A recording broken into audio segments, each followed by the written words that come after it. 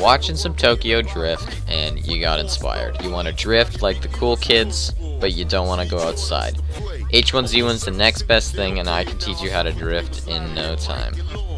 Now, there are a lot of different ways to drift in H1Z1, but because the game is so buggy, I find that it's kind of inconsistent. So I've made a sequence of key presses you can do that I found have worked every single time when I'm trying to drift.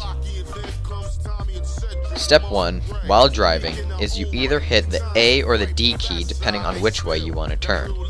Then you hit space right after. This activates the brake, which is the core of the drift.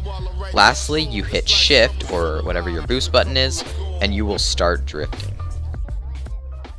Now, if you hold all these buttons down, you will continuously do a circle movement like I showed in the start of the video, but the reason you want to use the drift is because you can turn quickly and then stop and get out of a turn and drive away.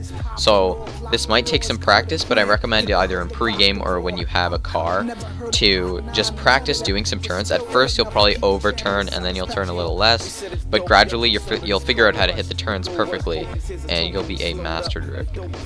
Now, the reason I find the drift so awesome is because you can get away from people really easily. If somebody's chasing you, you can just do a quick 180 and drive in the opposite direction, and usually they won't be able to keep up. It's really awesome. It's also hilarious because when you have a 5-man and you're just sitting there doing donuts with everyone in the car, it's just a really great time. So I really hope you enjoyed this video and that you learned something. Go and use this in your games. It makes finding a car way more satisfying because you know you can pull off some sick drifts.